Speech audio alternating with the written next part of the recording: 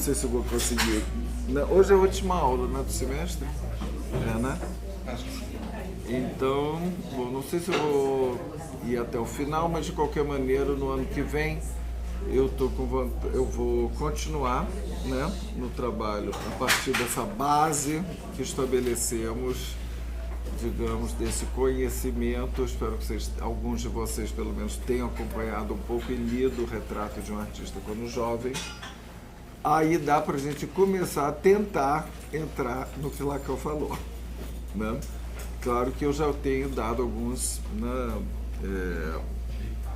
digamos, algumas dicas e algumas pistas, né, a partir da leitura, que claro que já é uma leitura orientada por Lacan, nessa leitura que nós estamos fazendo, né, em detalhes, poderia ser bem mais detalhada, mas estou indo capítulo por capítulo, né, pegando os pontos principais,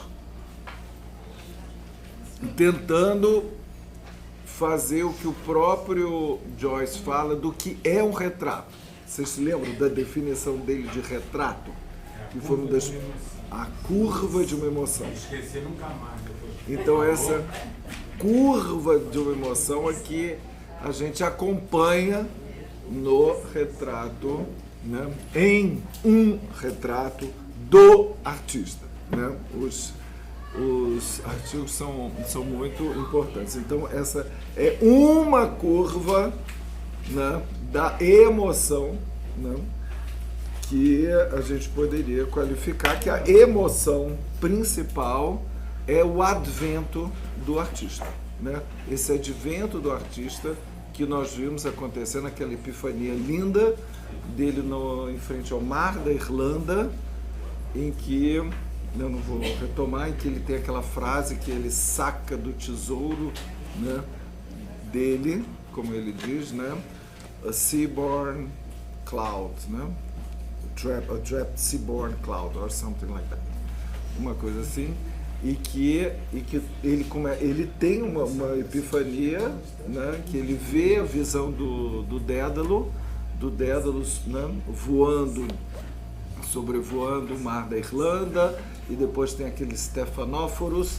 em que a gente vê uma helenização do nome cristão dele de Stephen para o boi coroado, né, grego, e a partir dali então é algo absolutamente definitivo, né? É aí poderíamos chamar um giro de discurso, né? Um rompimento e uma virada enorme, que é exatamente naquele momento, né?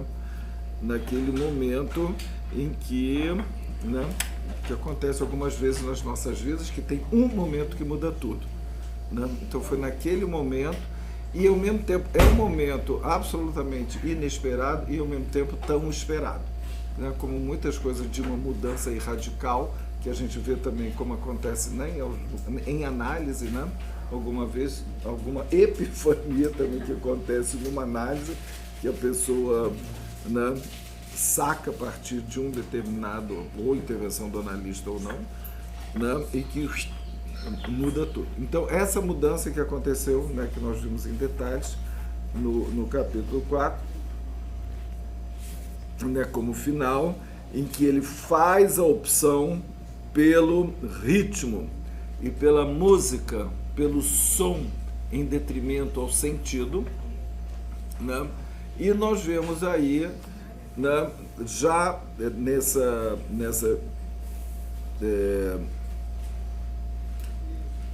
experiência, e agora, como a gente vai ver na tentativa de teorização estética do que aconteceu com ele, do que acontece com ele, que na verdade é isso que ele desenvolve no capítulo 5, é a teoria estética, e podemos, não só o que ele, é porque ele mesmo chama de teoria estética, e podemos dizer o que é o gozo artístico, o que é exatamente a arte e até o que é o procedimento artístico,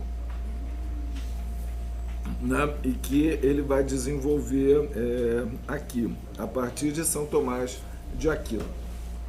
Então, o que nós vemos, eu acho muito importante a gente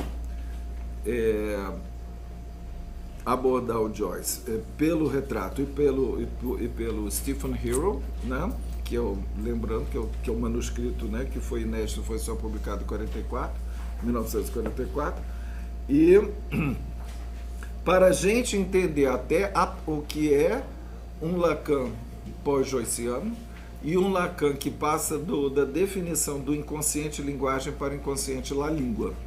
Né? E aqui, né, o inconsciente la língua, aonde a gente vai ver o esvaziamento do sentido para o quê? Para o gozo, para a palavra gozosa. A gente digamos, no ensino de Lacan, a passagem do pacto da palavra como pacto com o outro, né? Do inconsciente como aquilo que vem, né, estruturado como uma linguagem e com as leis da linguagem de metáfora e metonímia, para o inconsciente la língua, o inconsciente do não sentido, o inconsciente da fuga do sentido e dos significantes gozosos, onde o significante está impregnado do gozo, né? E é uma passagem muito, né, importante, uma mudança de perspectiva, porque quando nós passamos do inconsciente linguagem para o inconsciente la língua, a relação entre simbólico e real muda, a relação entre significante e gozo muda. Se no momento do ensino de Lacan, onde temos o inconsciente linguagem, nós poderíamos dizer que o significante barra o real, o significante barra o gozo. Não é mais o caso quando nós passamos para o inconsciente la língua, que longe do inconsciente, do significante barrar o gozo, o significante é causa de gozo. Ele é gozoso, né? Ele vai abordar, né, a partir daí, né, do gozo, da incidência do significante, inclusive no corpo, que vai, né, trazer o gozo. Isso, né, nós encontramos no início do seminário 20, quando ele retoma as 4 causas de Aristóteles e que ele vai desdobrar e que ele desdobra como o significante é causa de gozo, como o significante traça as vias de gozo, como ele provoca o gozo, como ele traça as vias do gozo e como ele traz o gozo. São coisas diferentes. Ele causa, ele traça as vias e ele aporta, né, o gozo. Né? Lacan vai desenvolver isso e podemos dizer que o encontro com Joyce, o Lacan vira joyciano, né? Porque ele vai começar a fazer os jogos de palavra de uma forma tal que fica quase que incompreensível algumas coisas, né? Que vai condensando, inventando neologismo, tanto que o Lansuccès, os títulos dos seminários dele já são completamente, digamos, joycianos, né?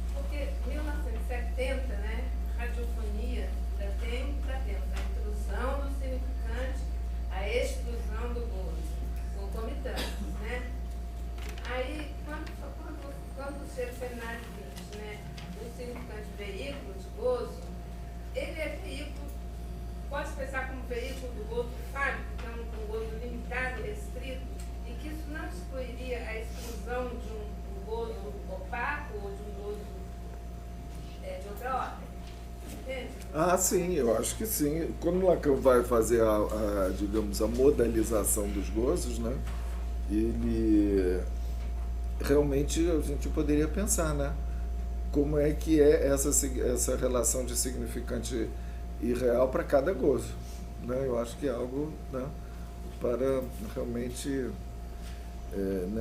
se pensar, né? Então vamos lá. Então vamos atacar. Então o que acontece nesse capítulo 5? Antônio, posso perguntar mais uma coisinha? Então, sim. Aproveitar? Ele é causa, ele traça as vias e a porta. O que é a porta? Ele traz o gozo. Ah, Ele traz o gozo. traz. Ele é gozoso em si. Né? É nesse sentido. Né? E que a gente. E nós vamos vendo algumas coisas.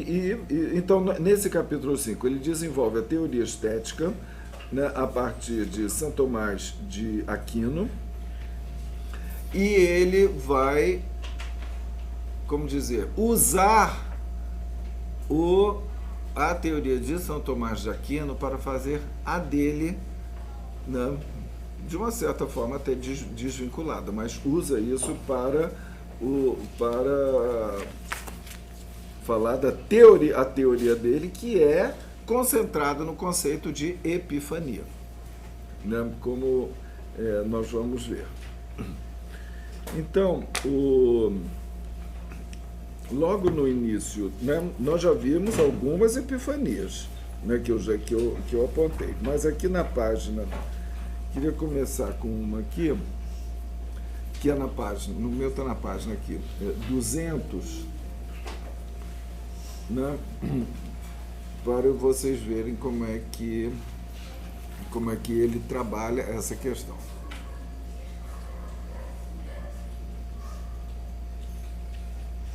Ele estava conversando com um interlocutor privilegiado dele, né, a partir daqui em diante, que é o Cranley, né, também citado vários diálogos, né, por Lacan.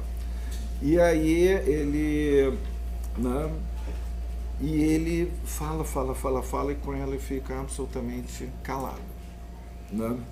Disse ele, né, recordava-se como havia falado com Cranley a respeito de todos os tumultos e anseios da sua alma, dia após dia, noite após noite, só tendo obtido do amigo que o ficasse escutando em silêncio total. Tendo dito então a si mesmo que aquela era a cara do Cranley, a cara de um sacerdote culpado que ouvia em confissão pessoas que não tinham o poder de absolver. Essa era a cara do colega. Mas continuava, no entanto, a sentir na memória o olhar daqueles olhos negros feminis do Cranley. Aí ele diz, através dessa imagem, a imagem então do Cranley com a boca fechada, uma estranha caverna negra de especulação, mas imediatamente se arredara dali, sentindo que não era ainda a hora de entrar por ela adentro. Virou uma caverna. Mas a sombra noturna de seu amigo calado parecia haver disseminado no ar à sua volta uma tênue e mortal exalação, e a si mesmo se viu a olhar ora uma, ora outra palavra causal à sua direita e à sua esquerda. Ou seja, como se de repente ele visse palavras, né? Vendo mesmo, não é ouvindo nem imaginando, vendo palavras à sua volta, num espanto estólito por sentir que tais palavras estavam silenciosamente esvaziadas de instantâneo sentido, até que cada legenda de qualquer armazém à toa saltava para o seu espírito com as palavras, como as palavras de um feitiço, e sua alma se contraía, suspirando, como que velha já, enquanto ele ia indo por um beco por entre pilhas de línguas mortas. Deixa Joyce. Não, as palavras, ele vê as palavras, elas perdem o sentido e ele se sente andando aí num beco de línguas mortas. O seu próprio conhecimento de linguagem tinha fluxos e refluxos no seu cérebro e se aventurava discretamente pelas próprias palavras adentro, vendo-as associarem-se e desassociarem-se em ritmos rebeldes. Vocês veem que, olha, a questão do esvaziamento do sentido, né, e aí das palavras, e aí ele fala, né, aí lhe vem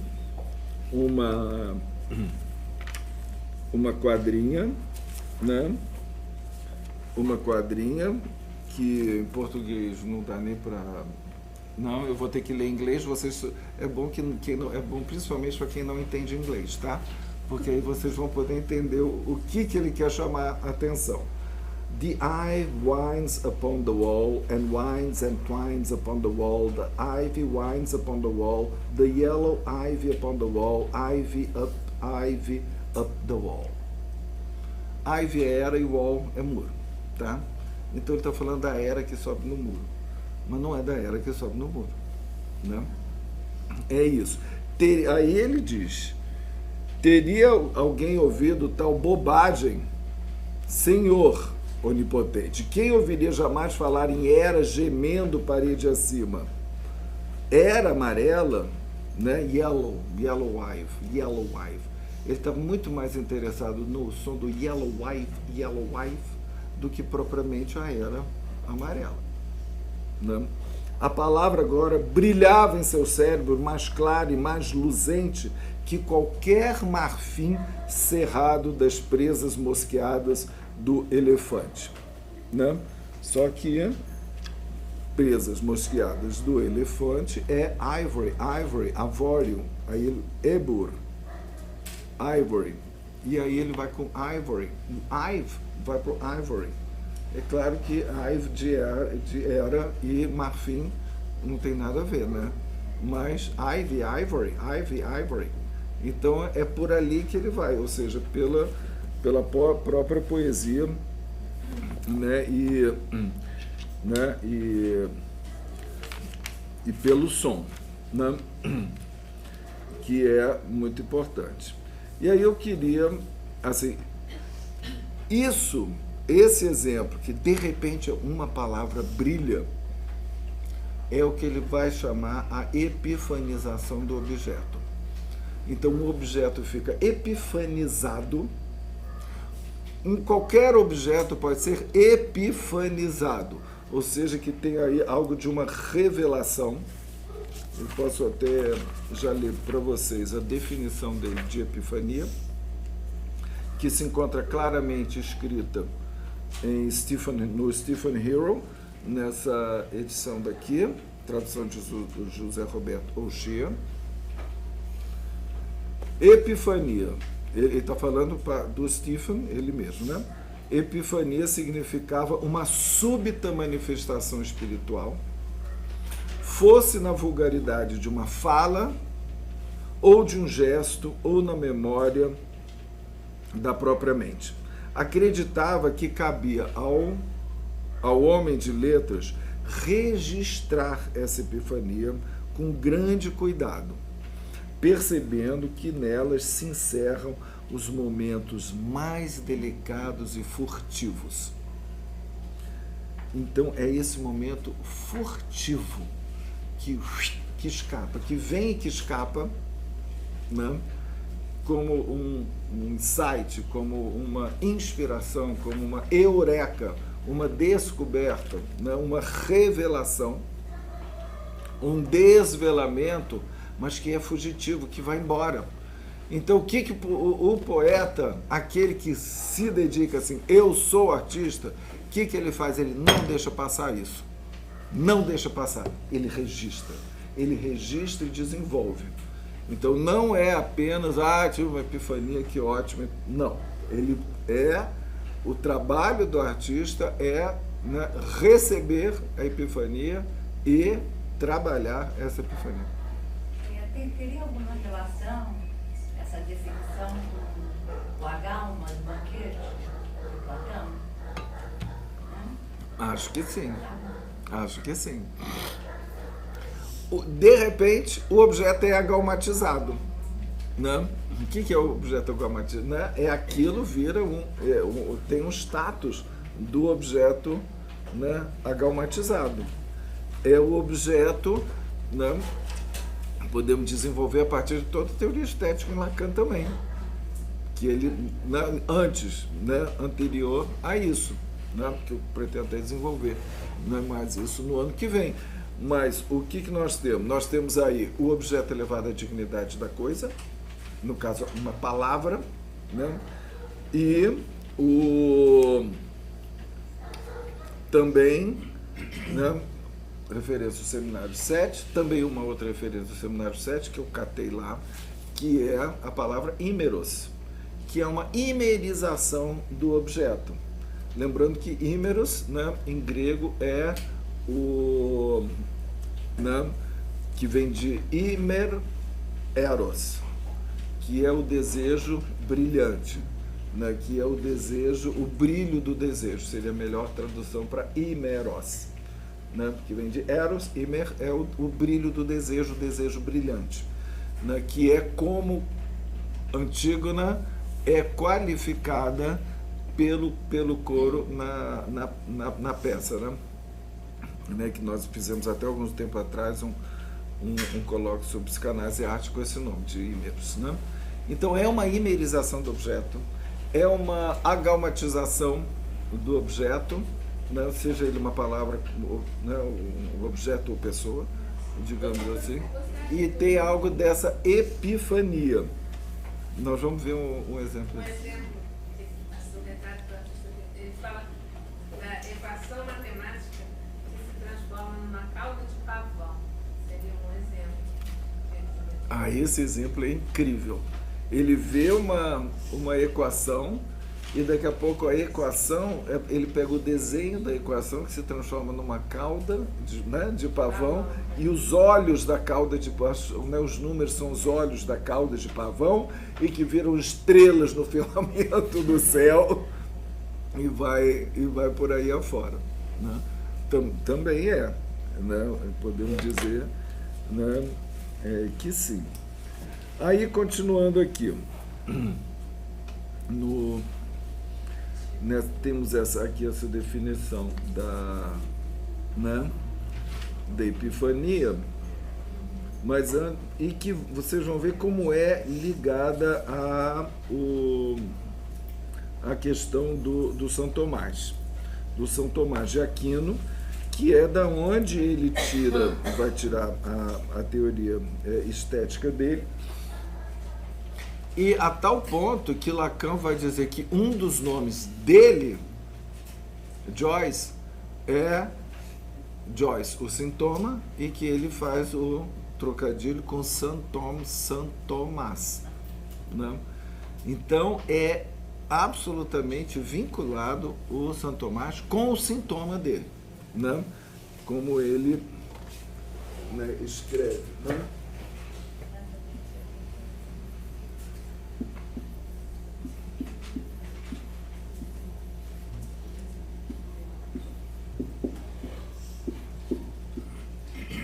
Podemos escrever aqui Santom, sintoma, santo homem, São Tomás, né? O São Tomás de Aquino. Depois, bom, ainda tem vários outros, tem Saint Tom Hul, tem vários outros também, né? Que Lacan vai, digamos, desdobrando.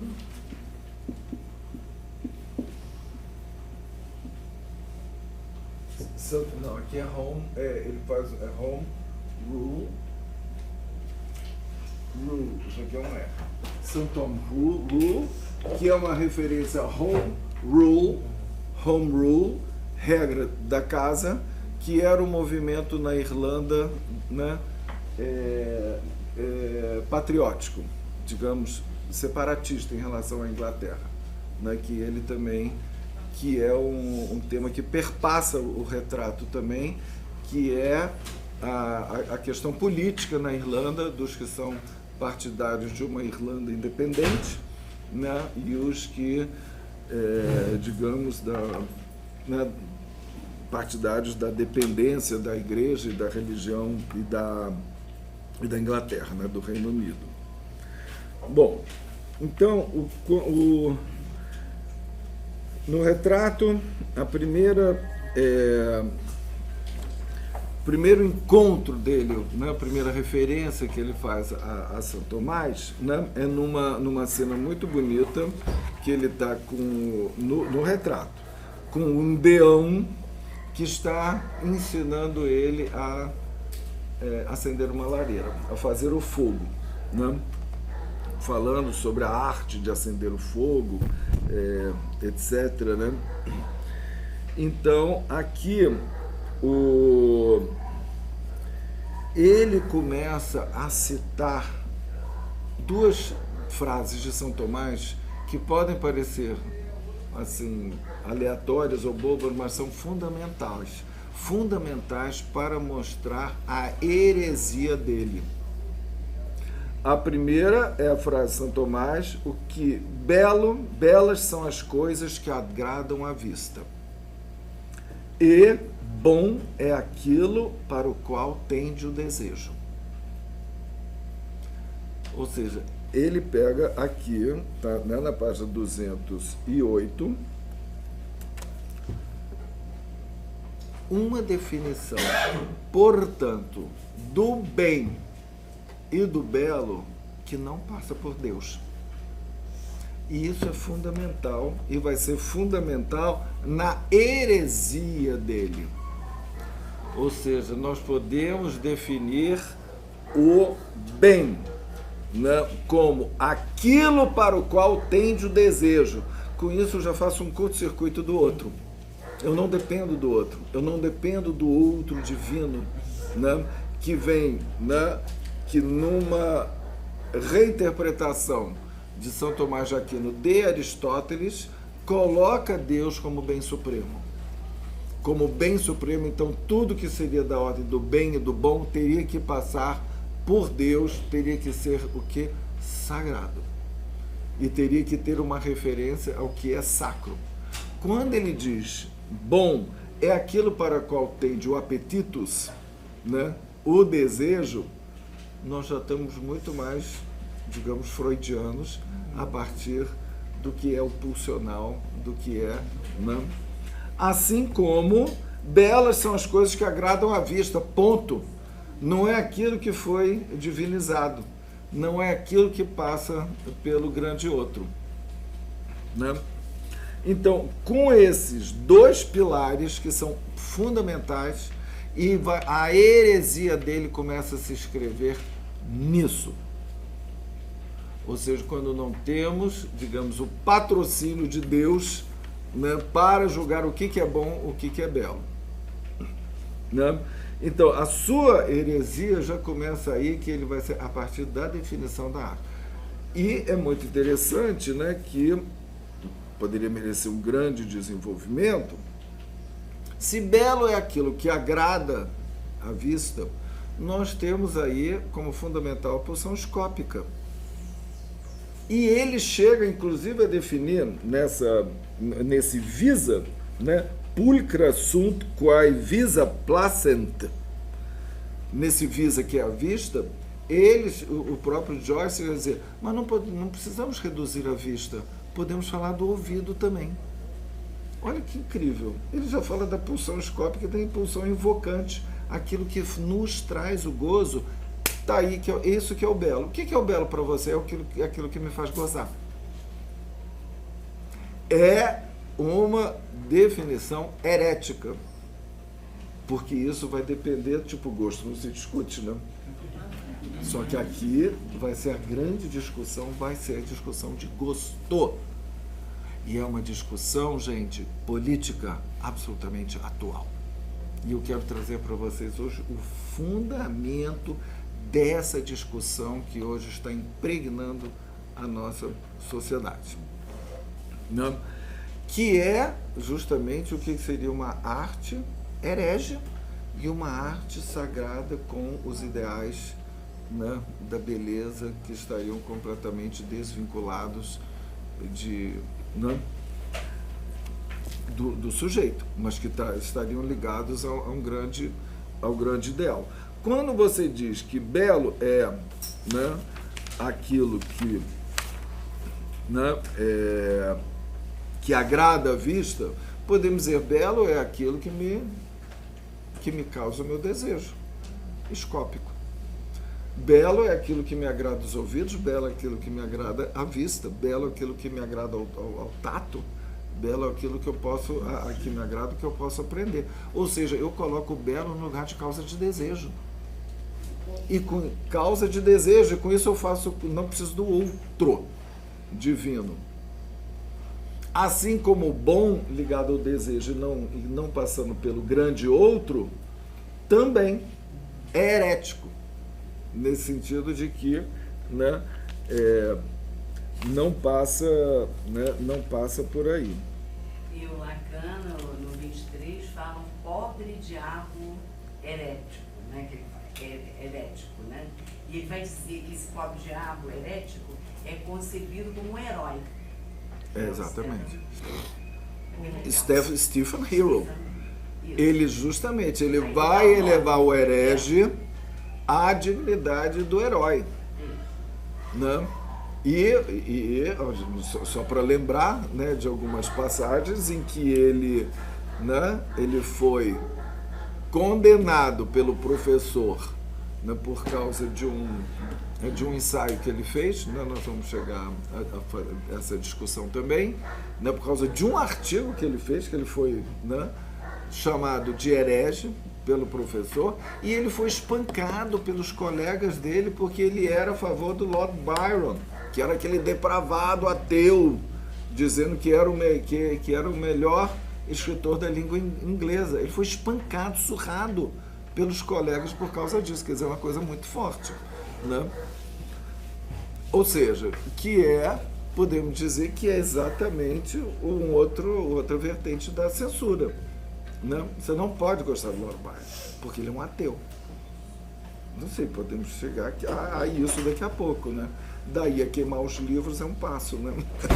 Não, os ateus, os hereges, os que são contra, etc. Não, eu só estou dizendo que como a gente encontra aqui, né, um fundamento político aqui, né, importante, né? E aqui nós temos, tanto no Stephen Hero como no retrato, as definições dele da teoria estética de São Tomás.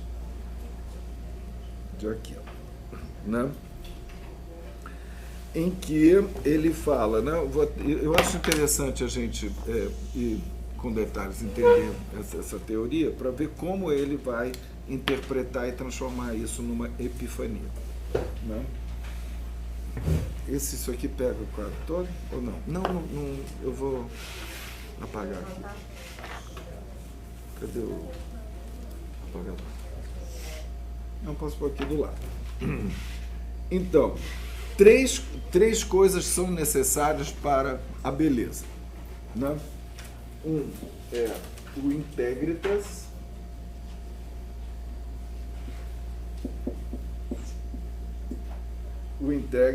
a consonância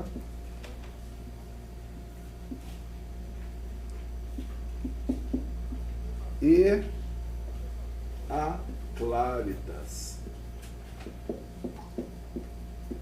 Não são essas três coisas que a gente pode dizer a inteireza, a harmonia, e aqui está escrito como a radiação. Mas pode ser o brilho, né? Aí ele diz assim, você pega um objeto qualquer. Para mim também eu acho que isso pode ser a definição, os três tempos de você pegar a la Duchamp, um ready-made, um objeto já pronto e elevar a dignidade da coisa. Então ele diz assim, pega um cesto qualquer, ele falando para o Lynch, né? Olha para esse cesto. Para ver esse cesto, o teu espírito, antes de mais nada, ele tem que separar o cesto do resto do mundo, né, que não é cesto. Então a primeira fase de apreensão é uma linha limitando e contornando, né, esse cesto. Então isso aqui, eu separo isso aqui do mundo e, né, uma imagem estética se nos é apresentada no tempo e no espaço. O que é audível, pode ser audível, olha aqui essa música, né? Repara essa palavra que você pega e separa de tudo, né? E a imagem estética, em primeiro lugar, dizer luminosamente apreendida. Então você já dá um destaque, né, especial a ela, né? E aí você vê como uma coisa em si separada do outro. Essa é a sua coisicidade, a sua quiditas. O quid é a coisa, é o que é. Quid é o que é. O seu o que é está aqui. Né? A sua, como Lacan, até heideggeriano fala, né? O Heidegger pega muito daí, né? A coisicidade do pote, a poticidade de um pote. O que é? Né? A copicidade de um copo, né? O que faz dele ser um copo, a sua quiditas, né? Que é a sua apreensão, que é a sua integridade, então, como coisa, né? Integritas, né? Aí depois você passa a um outro ponto e você aprende cada ponto como parte em função de uma outra parte dentro dos limites, e você vai sentir o ritmo dessa estrutura, tá? Dessa coisa que está isolada, aqui, que esse copo tem, ele é assim, assado, então ele tem uma certa harmonia, né, dele mesmo pela sua forma, né? Então, a primeira coisa é que você apreende o copo como um copo. Assim, Então, a primeira apreensão é de encontrar o daquilo. A segunda coisa é dar o ênfase na coisa, que ele é uma coisa, que ele é um copo. E que ele é um copo com todas as suas partes, que essa é a harmonia, que é a consonância, né? E aí, né, ele diz, aí, né, ele vai falar do claritas, a conotação, e esse claritas vai ser o mais importante. Esse claritas é uma palavra um tanto vaga, tal termo te levaria a crer que ele tinha em mente um simbolismo ou idealismo, a suprema qualidade da beleza sendo uma luz, uma coisa que dá um brilho, né? Um clarão na coisa. Como que de um outro mundo, a ideia de que a matéria não era senão sombra, a sua realidade não sendo senão símbolo, mas penso que ele cuidaria que claritas fosse a descoberta. Nesse claritas, a descoberta e a representação artística, né, para São Tomás, da intenção divina em alguma coisa, ou a força de generalização que faria da imagem estética uma imagem universal, que a faria nas suas condições. Mas isso não passa de uma linguagem literária. Pelo menos eu penso assim. Ele vai dizer, a radiação de que ele fala, né, essa radiação claritas é o que da coisa, é o mais importante, é esse brilho dessa coisa em si, né? Então, um instante em que essa suprema qualidade da beleza, a radiação clara da imagem estética, é apreendida luminosamente pelo espírito que foi surpreendido. Então, é o espírito que surpreende, que aquilo, a sua inteireza, a sua consonância, e o que acontece? Há um êxtase silencioso do prazer estético. Essa claritas é o sinal do gozo estético, né? Aí nós podemos ir lacanianamente, que aí a gente vê que realmente o objeto é agalmatizado, imerizado, é elevado à dignidade da coisa para o artista, né? São os 3 T's. O Lacan chama de esplendor do ser.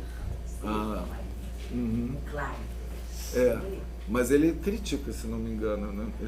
Ele critica esse... Isso. O nome em português você deu para o Integritas. O nome em português você deu para o Integritas. Interesa. Olha, foi trazido como inteireza. Interesa? Aqui pelo menos.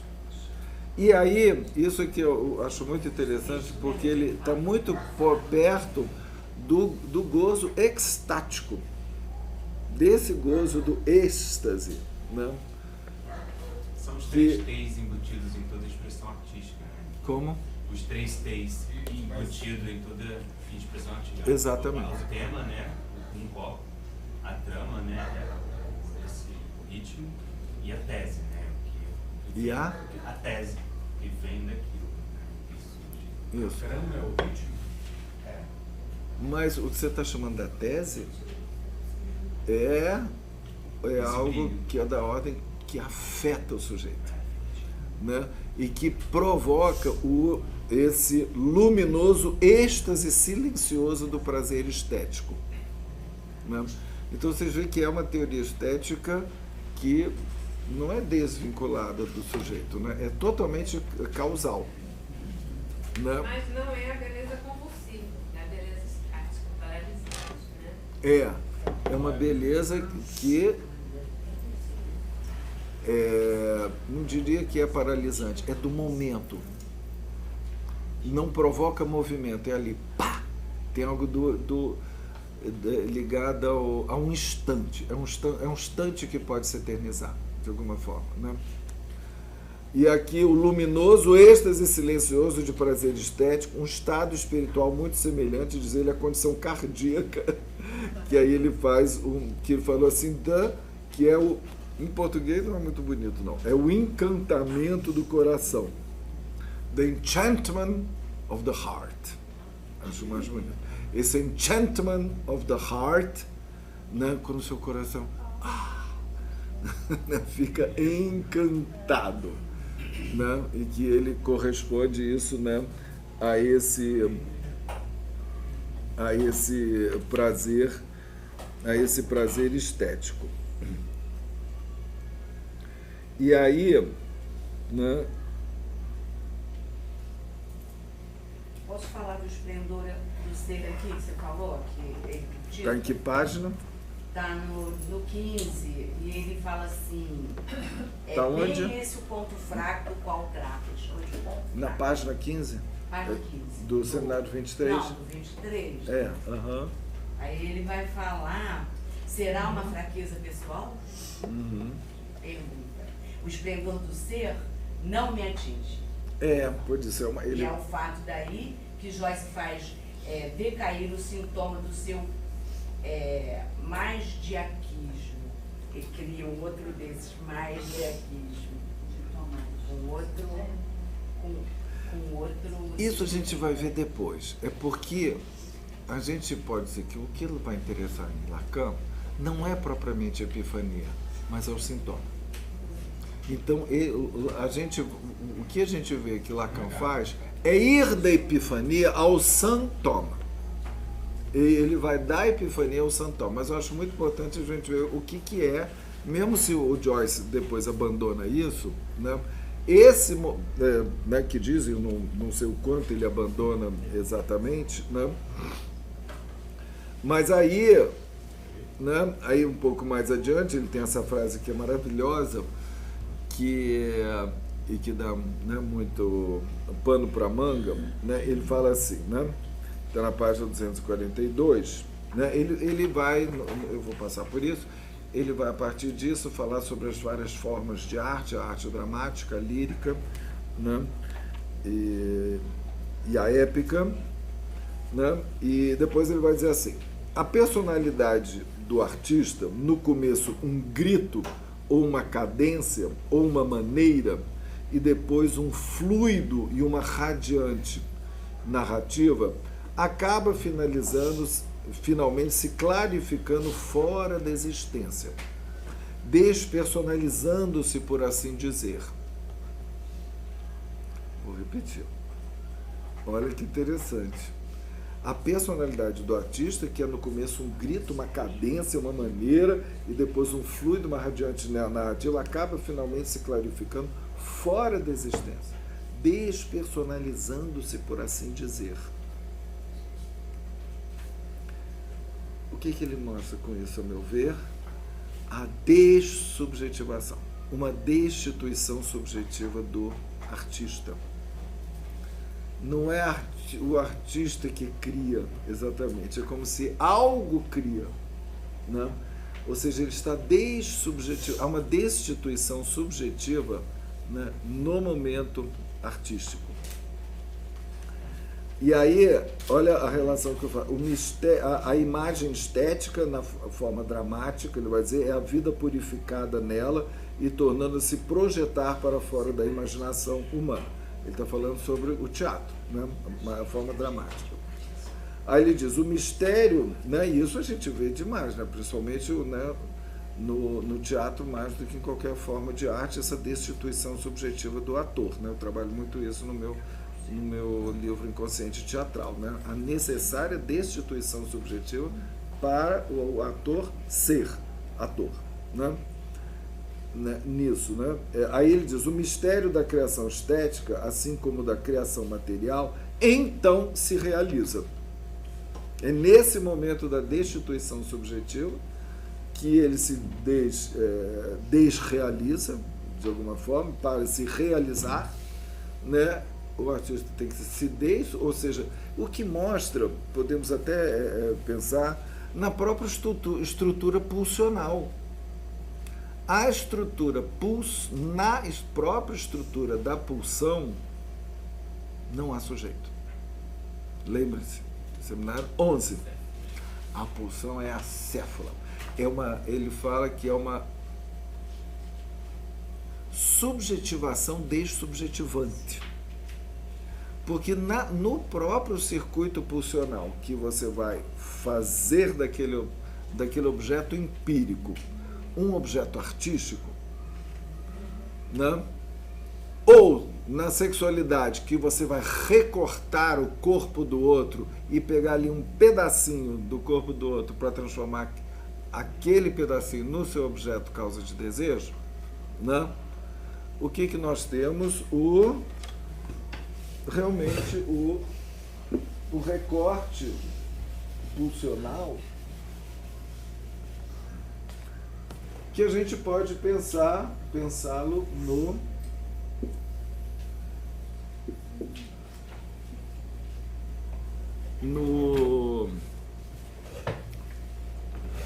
no próprio recorte da epifanização de um objeto, né?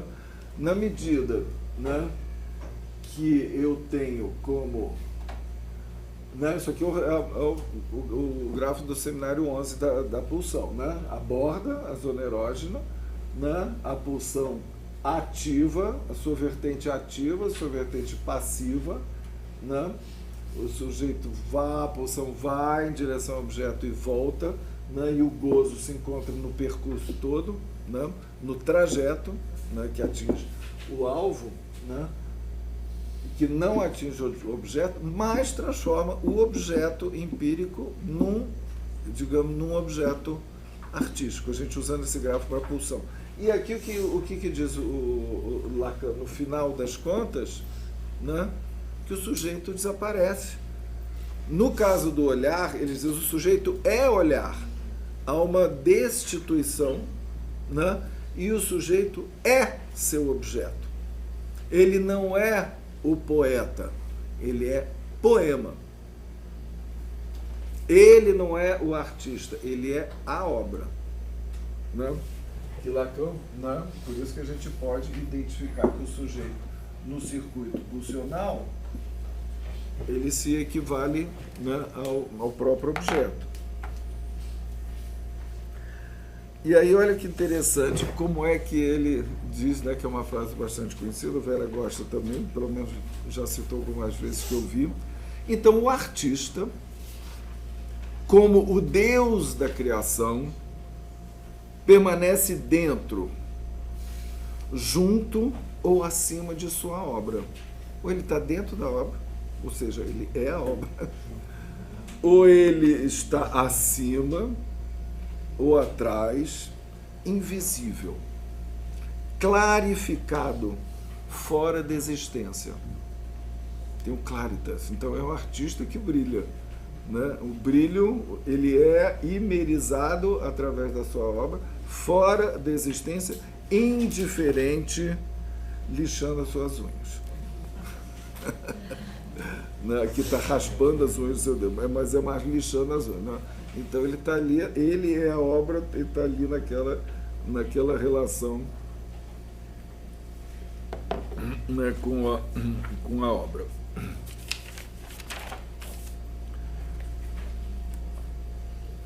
Aí, deixa eu ver se eu encontro uma... Peraí, deixa eu ver como é que está. Aqui tem uma outra descrição aqui de São Tomás. Deixa eu ver se... Sim? É que isso que você falou do sujeito se encaixa perfeitamente no artigo do Lacan. Fala mais alto.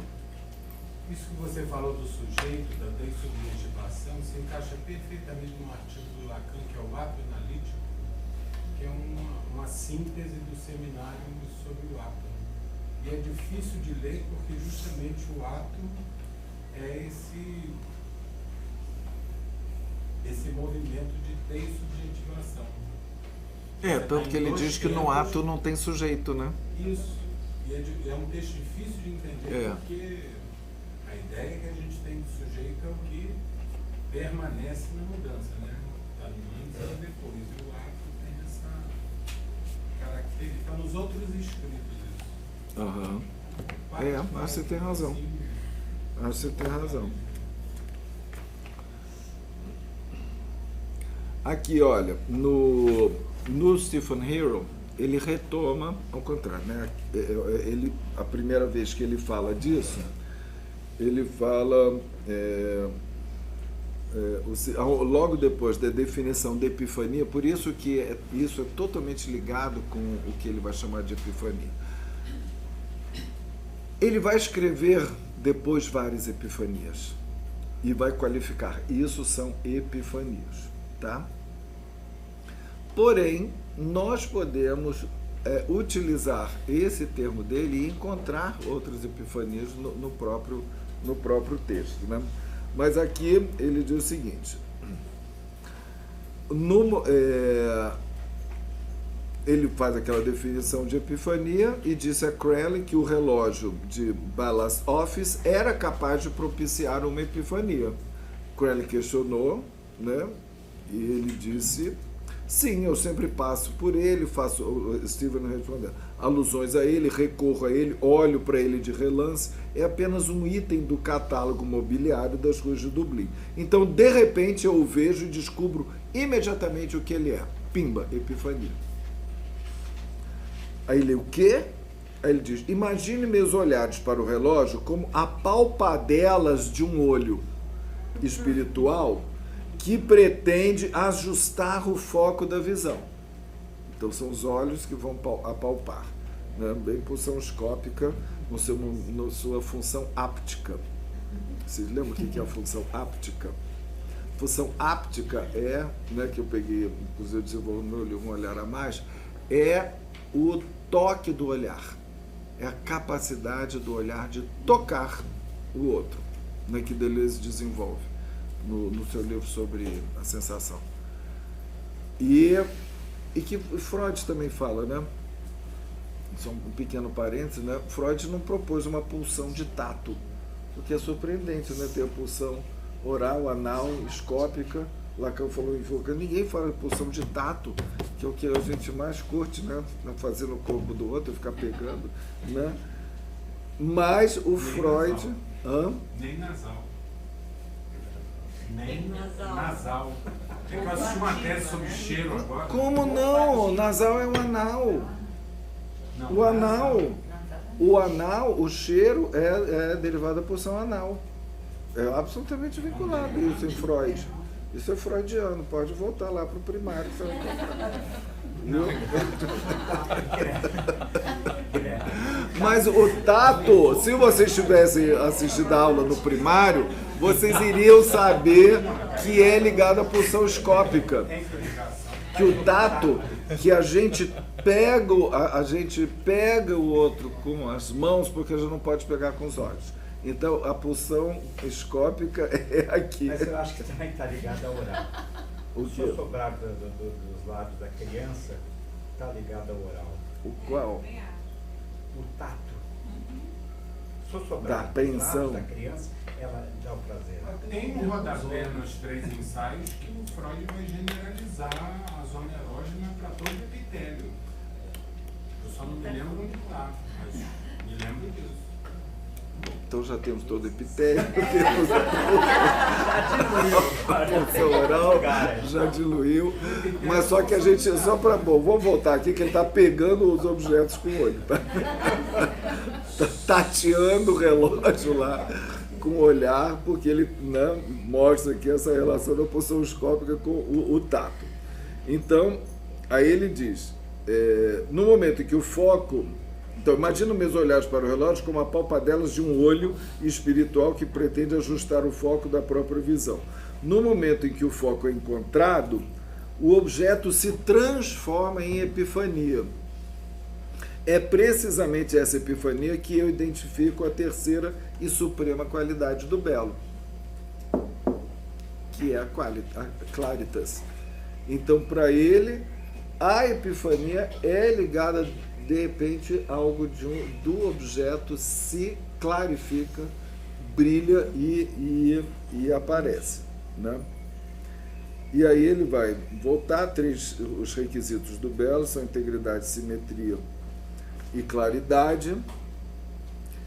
E aí aqui, se vocês quiserem, tem todo o que ele vai desenvolver. A mente considera o objeto em seu todo, em suas partes, né? E em relação a si mesmo e outros objetos, examina o equilíbrio entre as partes, contempla a forma do objeto, etc. Aí vai encontrar a coisa. Aí ele vai falar sobre a claritas. A claritas é o quiditas. Quiditas, que é propriamente a coisicidade da coisa. A coisicidade da coisa que vai estar nesse brilho, né, que ele vai condensar. Depois da análise que identifica o segundo atributo, a mente realiza a única síntese possível e descobre o terceiro atributo. É esse momento que eu chamo de epifania. Então, é esse momento do brilho. A alma do objeto, a sua essência, salta-nos aos olhos, separando-se dos paramentos da aparência. A alma do objeto mais comum, cuja estrutura está assim ajustada, há de parecer radiante. O objeto atinge a sua epifania, né? É aquilo que a Nádia estava falando, né? Essa essência que ele fala do ser, né? O esplendor do ser, não é isso? Que seria algo desse tipo, né? Mas não é o conceito de belo e Lacan. Lacan não pega por aí. Eu estou dizendo que nós podemos aproximar isso do que Lacan fala do elevar um objeto à dignidade da coisa. De um objeto qualquer. A caixinha de fósforo. Mas quando ele fala da beleza como defesa contra a castração, o exemplo dele é a claridade da Antígona. É a beleza da Antígona. É o Ímeros da Antígona. É a Antígona brilhando ali. Mas é a última instância, né? A beleza só aparece entre duas mortes. A beleza de Antígona só aparece entre duas mortes. Você acha pouco? Mas por quê? Que lugar é esse entre duas mortes? É o lugar do real. A definição de beleza de Lacan é o entre duas mortes. Por isso que a Antígona é paradigmática. Mas no título ele diz, o belo é o entre duas mortes, com todas as letras. E por que é o... Vocês entendem o que é esse entre duas mortes? Claro que não. Vocês estão esclarecendo uma coisa com expressão mais obscura ainda. E ela já foi mencionada hoje de manhã, ficou todo mundo vezes. Então, o quê? Ela já foi mencionada hoje de manhã. Então vamos para o claritas. Vamos clarificar o que é o entre duas mortes. Temos que lembrar então da peça Antígona. Por que Lacan diz que ela está entre duas mortes, gente? A peça. Pega a peça Antígona. Vocês devem saber de cor. Não, é belo e decide que vai enterrar o irmão até de fato ela morrer. Primeira morte, então, qual é? A decisão de que vai enterrar o irmão. Isso. Contra as leis da morte. Primeira morte de Antígona. Quando ela decide que vai enterrar o irmão. Ela sabe que ela vai morrer.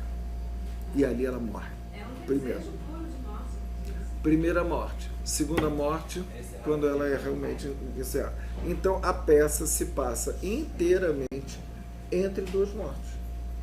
Entre a morte que ela é vaticinada, entre a morte simbólica e podemos chamar de a morte real. Né? É isso. Então, ela está ali neste momento, o que é? Em que ela está sem lugar. E que é uma forma de Lacan mostrar que ali é o lugar do para além do princípio do prazer, que é o lugar do real. Esclarecimento: emparedada, ela não está sepultada. Não, ela vai morrer lá dentro. Não, mas ela não está sepultada.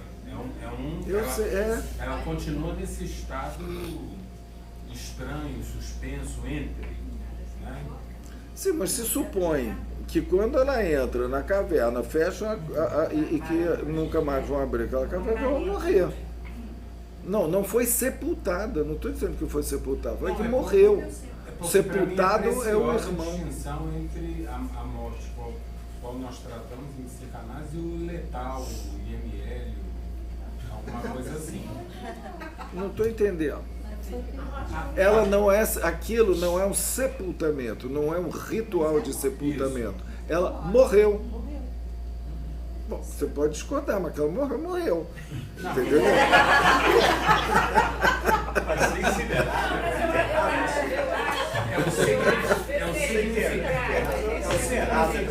Morreu. O significado de morrer, de função de morte e tal, é que é o... Não, mas peraí. Eu estou falando da peça, assim, ela tem a morte simbólica, porque foi decretado que ela ia morrer e depois ela morreu de fato, factual. Morte física. Morte física. Ela está entre duas mortes. Como Lacan qualifica esse lugar? É o espaço do para além do princípio do prazer. É o espaço do real. É o espaço... Isso, calma. Concordo. É o espaço do real. É o espaço do intervalo significante. Ela está entre dois. Então são duas mortes. A morte simbólica no momento, né, como a Rosana falou, que ela, no que ela enterrou o irmão, já morreu, porque sabe que não tem outro jeito, e a morte factual. Então ela está nesse espaço do entre dois. Né? Esse espaço entre dois é o espaço do real, é o lugar do real. Vera vai continuar então, que Lacan vai dizer que é onde tem o desejo puro, que não é um desejo sexualizado, apesar que há controvérsias, mas né, pela fala dela, ela tem o desejo, ela mostra o desejo lá, né? Porque o que ela diz?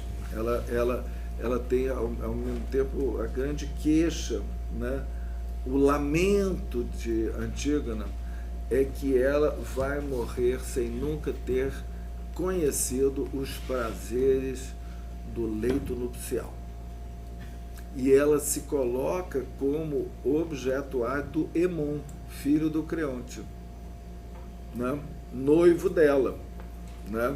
Noivo que foi lá pedir para o pai interceder e não condená-la, e o pai disse, não, ela vai ser condenada sim, e aí ele falou, então tá bom, vou morrer com ela, e na hora de fechar a pedra ele se joga lá dentro e morre junto com o Antígona. Não sei o que eles fazem em Aberto. É igual a morre com ela. Se ela vai conhecer os prazeres da caverna antes, não sei. Né? Mas aí, então é esse lugar que eu entro em duas mãos. Está mais claritas para você? Né? Então é esse lugar que e aí o coro, como é que o coro chama ela? Ela qualifica ela de Ímeros. Diz aquela coisa mais linda do mundo, entende? Não é por ela, da beleza física dela, é por esse lugar que ela está entre duas mortes, e por esse lugar, acrescento eu, de objeto A do Hemon, né? Desse objeto que já está no lugar de objeto perdido, já está é lugar de objeto de desejo, lugar de desejo puro entre duas mortes, entre dois significantes. O significante da decretação da morte e o significante da tumba, né, na qual ela entra. Gostou de tumba? Da caverna tumba, né, na qual ela entra. E aí ela tem um Ímeros. né? Ela tem um ímã, ela vira o objeto artístico por excelência.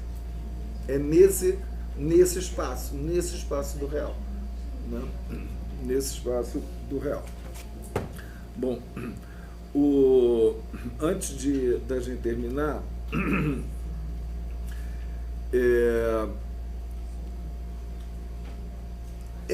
eu queria mostrar para vocês, né, uma passagem em que vocês vão ver quais são as consequências para ele e dessa decisão de ser herege. Porque toda essa teoria dele, né, é uma teoria sem o outro. Sem o outro, né, sem o outro divino, sem Deus, né? E ele vai ser considerado, então, um herege, e o que acontece? Ele se torna um sujeito perigoso para o colégio, para a igreja, como são os artistas, eu diria.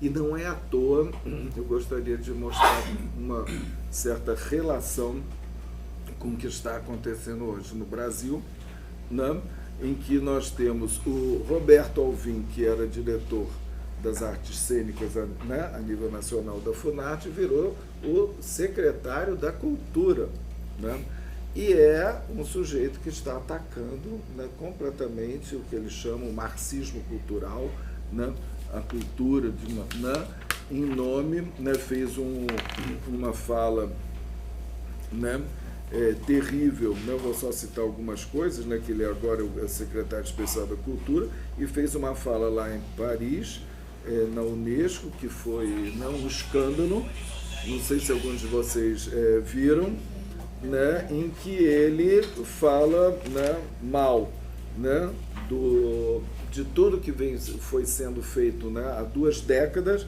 né, pelos artistas, e que ele acaba dizendo, né, falando de uma arte que seria, né, uma arte, como ele diz, que está a serviço da bestialização, da redução de indivíduos a categorias ideológicas, com discursos repletos de jargões do marxismo cultural, e para usar as pessoas como massa de manobra de um projeto absolutista. Né? Você vê que eles acusam o que eles fazem. Né? E assim... O Hitler chamava de arte degenerada. Exatamente, Sérgio. Me lembrou demais aquele filme, o Arquitetura da Destruição, que eu aconselho a vocês, que mostra o projeto estético do Hitler, que é completamente associado à ideologia nazista, né? e que nós encontramos palavras, né, muito semelhantes à né, no discurso do Roberto Alvim, que ele diz: com a eleição de Bolsonaro, os valores ancestrais de elegância, beleza, transcendência e complexidade encontraram uma nova atmosfera. Então, e o resto tudo que vai ser considerado que é uma arte degenerada. Qual era a arte degenerada? Picasso, Braque, Matisse, etc. é considerado degenerado. Né? Pois é. E aí eu queria propor, né, uma discussão que a gente encontra aqui, pedir para o Eduardo Leão ler comigo, que é no momento em que o Joyce ele faz um ensaio herético, considerado herético, e o reitor está aqui no Joyce, tá? O reitor manda chamá-lo, né? E aí ele vai, marca uma audiência com... ele marca uma audiência com o reitor, né? E aí ele diz, o reitor pergunta o que o senhor deseja, aí o Stephen responde: fui informado que o senhor deseja falar comigo acerca do meu ensaio, do ensaio que escrevi para a Associação de Debates. Ah, é o Mr. Dédalus, disse o reitor num tom mais grave, mas ainda acordado. Talvez eu esteja atrapalhando. Não, já acabei o ofício. Ele recomeçou a andar lentamente numa cadência que sugeria um convite. Stephen manteve-se, portanto, ao seu lado. Admiro muito o estilo do seu ensaio, ele disse com firmeza, mas não aprovo absolutamente as teorias do senhor. Receio não poder autorizá-lo a ler o ensaio na associação.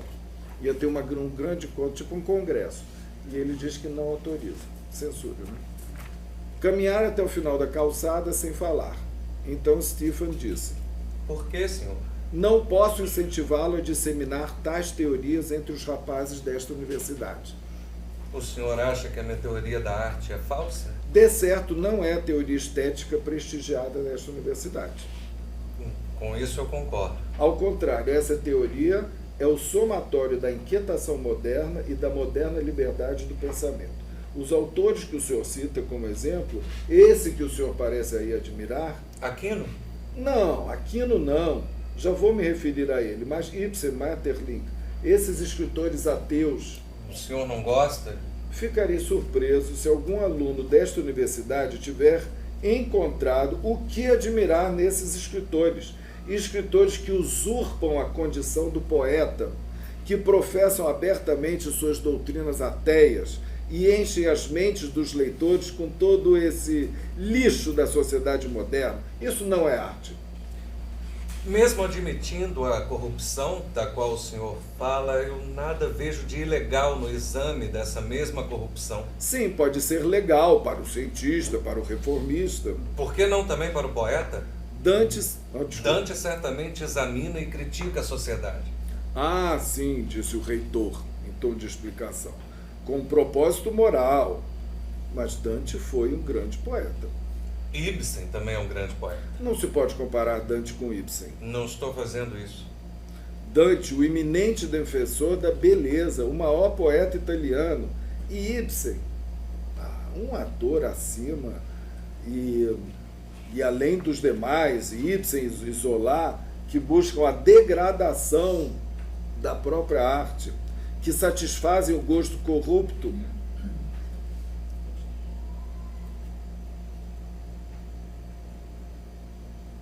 Mas o senhor está nos comparando.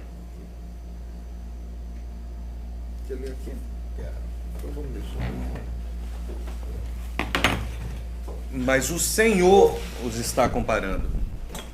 Não se pode compará-los. Um persegue um elevado objetivo moral e enobrece a humanidade, e o outro a degrada. A ausência de um código específico de convenções morais não degrada o poeta, na minha opinião. Se ele examinasse as coisas mais abjetas, disse o reitor num leve tom de tolerância, se ele as examinasse e mostrasse aos homens o caminho da purificação, isso seria diferente. Isso é para os salvacionistas. O senhor quer dizer... Eu quero dizer que a avaliação que Ibsen faz da sociedade moderna é tão sinceramente irônica quanto a avaliação que Newman apresenta da moralidade e da fé protestante inglesa. Bom, isso pode ser. E igualmente livre de qualquer intenção missionária. O reitor ficou calado. O senhor pretende publicar o ensaio? Eu não gostaria que identificar... Publicar. Então você ainda. Não, você que fala. Eu falo. O senhor pretende publicar o ensaio? Publicar? Eu não gostaria que identificassem as ideias do seu ensaio com os ensinamentos da nossa universidade. Dependemos da confiança dos que apoiam essa instituição. Mas o senhor não é responsável por tudo que um aluno da universidade pensa ou diz. Não, claro que não. Mas lendo o seu ensaio e sabendo que o senhor é egresso de nossa universidade, as pessoas haveriam de supor que nós inculcamos tais ideias aqui. De certo, um aluno da universidade pode se interessar pela área de estudos que ele escolher. É isso mesmo que procuramos incentivar nos nossos alunos. Mas, segundo me parece, o seu estudo o leva a adotar teorias bastante revolucionárias. Se eu publicasse amanhã um panfleto bastante revolucionário sobre um método para evitar a praga da batata, o senhor se consideraria responsável pela minha teoria? Não, claro que não, mas o fato é que esta não é uma escola agrícola. Tampouco uma escola de dramaturgia. Seu argumento não é conclusivo quanto parece, disse o reitor após breve pausa. Contudo, agrada-me constatar que sua atitude diante do assunto é verdadeiramente séria. Ao mesmo tempo, o senhor deve admitir que essa sua teoria, se for levado à conclusão lógica, livra o poeta de toda e qualquer lei moral. Notei também que no ensaio que o senhor se refere satiricamente ao que chama da teoria de antiquada, a saber, a teoria segundo a qual o teatro deve ter objetivos éticos, que deve ser instruir, elevar e divertir. Suponho que o senhor se referia à arte pela arte. Eu apenas levei à conclusão lógica a definição que Aquino confere ao belo. Aquino? Pulcra sum quae visa placem. Belas são as coisas que, ao serem vistas, agradam. Ele parece considerar belo aquilo que agrada ao apetite estético e nada mais.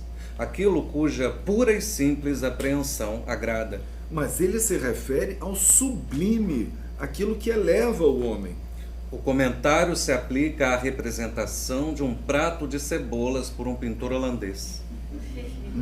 Não. Aquilo que agrada a alma em estado de beatificação. Isso sim, a alma em busca de um bem espiritual. A definição aquinense do bem é base instável para se operar. É demasiado ampla. Ele parece quase irônico ao abordar os apetites. O reitor coçou a cabeça um pouco hesitante. Evidentemente, Aquino é uma mente extraordinária, ele murmurou. O maior doutor da igreja. Mas ele exige imensa interpretação. Há trechos de Aquino que sacerdote algum se atreveria a anunciar em público. Mas e se, na condição de artista, eu me recusar a aceitar as precauções consideradas necessárias àqueles que ainda se encontram num estado de idiotice original? Acho que o senhor é sincero. Mas vou lhe dizer uma coisa. Na qualidade de alguém mais velho e alguém que acumula uma certa experiência, o culto à beleza é algo difícil. O esteticismo começar bem, mas acaba nas piores abominações. Stephen. O público londrino corre para ver qualquer coisa nova ou estranha. Se Irving resolvesse imitar um ovo cozido, eles correriam para ver. O reitor ouviu esse absurdo com uma gravidade inabalável e, ao chegar no final da calçada, parou alguns instantes antes de conduzir Stephen de volta para casa. Não prevejo muito sucesso para sua causa nesse país, ele disse. O nosso povo tem a sua fé e é feliz. É fiel à sua igreja e a igreja basta ao povo. Até para o mundo profano, esses escritores pessimistas, modernos, são um pouco demais. Com uma mente cheia de desdém que ia desde o seminário Cronleaf a Mullinger, Stephen tentou se preparar para algum pacto final. O reitor conseguira habilmente levar a conversa para uma região de bate-papo. Sim, somos felizes. Até os ingleses já começaram a perceber a tolice contida naquelas tragédias mórbidas, naquelas tragédias desprezíveis, infelizes, doentias. Outro dia eu li que um dramaturgo precisou alterar o último ato de uma de suas peças porque tudo acabava em catástrofe. Algum assassinato sórdido, ou suicídio, ou morte. Por que não tornar a morte um crime capital? Disse Stephen. As pessoas são muito medrosas. Seria bem mais simples agarrar o touro à unha e acabar logo com a coisa. Quando chegaram ao saguão do seminário, o reitor parou ao pé da escadaria antes de subir para o seu quarto. Stephen aguardou em silêncio. Comece a ver o lado bom das coisas, Sr. Delves. A arte precisa ser saudável, em primeiro lugar. O reitor suspendeu a batina, preparando-se para subir, com um gesto lento e hermafrodita. Admito que o senhor defendeu a sua teoria muito bem. Muito bem mesmo. Não concordo com ela, é claro, mas vejo que o senhor refletiu zelosamente. Sim. O senhor refletiu zelosamente mesmo? Refleti. Ela é muito interessante, um tanto paradoxal às vezes e um pouco juvenil. Mas fiquei muito interessado. Tenho certeza de que quando os seus estudos avançarem, o senhor terá condições de corrigi-la, de modo que ela se adeque melhor aos fatos reconhecidos. Tenho certeza que o senhor poderá aplicá-la melhor, quando a sua mente tiver passado por um treinamento metódico e o senhor adquirir noções mais amplas de comparação. Boa noite.